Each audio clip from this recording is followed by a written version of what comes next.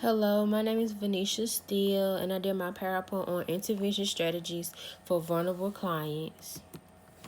The nature of a person's vulnerability and how it has impacted the person. What is vulnerability? Vulnerability is a quality or state of being exposed to the possibility of being attacked or harmed either physically or emotionally. Vulnerability results from developmental problems, personal incapacities, disadvantaged social status, inadequacy of interpersonal networks and supports, degraded neighborhoods and environments, and the complex interactions of these factors over the life course. How social work practice and research inform on a person's main stressor need problem. Vulnerability is usually treated similarly to notion of need, risk, susceptibility to harm or neglect, or lacking durability or capability.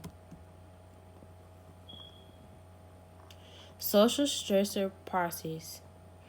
This provides a useful way of thinking about how individuals and communities manage potential adversities, individual sources of stress, or their accumulation challenge individuals and vulnerability depends on the personal, material, and social resources they and their social networks can draw on to cope successfully and counter potential harm. The resources that prevent harm may come from people's capacities and resources such as education, preparation, income, and wealth, cognitive ability, and planning and preparation, or it can be drawn from or supplemented by families, social networks, and community resources.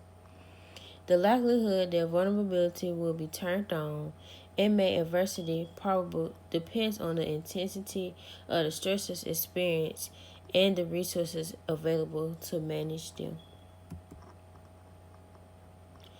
Coping strategies. Resilience protects the individual from the effects of stress. This is functional and adaptive. But coping responses to stress may be adaptive or maladaptive. In fact, psychotic patients often use maladaptive coping skills. Social workers practice with vulnerable people.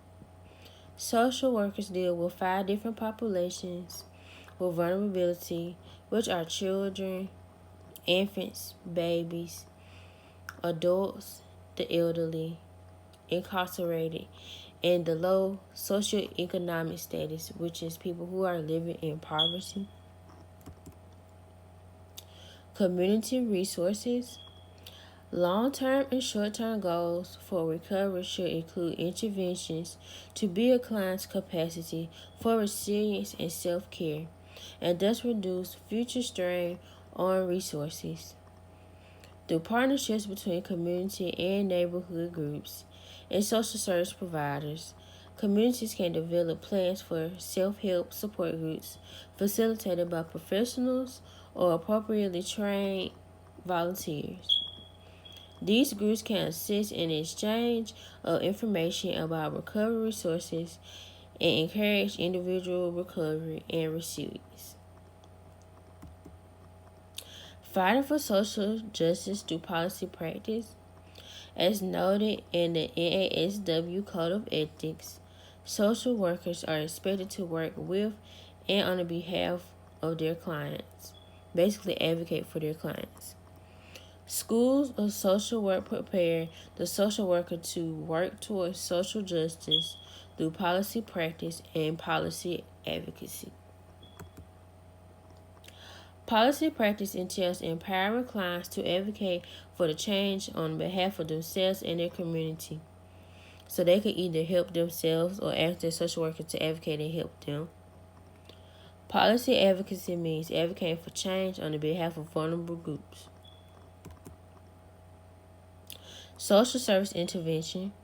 Social service interventions may consist of casework as well as therapeutic services designed to provide parenting, education, child and family counseling, and family support. Social service interventions also may include concrete services such as income support or material aid, institutional placement, mental health services, in-home health services, supervision, education, transportation, housing, medical services, legal services, in-home assistance like in-home care, basically like for family preservation or ongoing, socialization, nutrition, and child and respite care. Social service interventions designed to improve parenting practices and provide family support have not yet demonstrated they have the capacity to reduce or prevent abusive or neglectful behavior significantly over the time for majority of families who have been reported for either vulnerability or child maltreatment.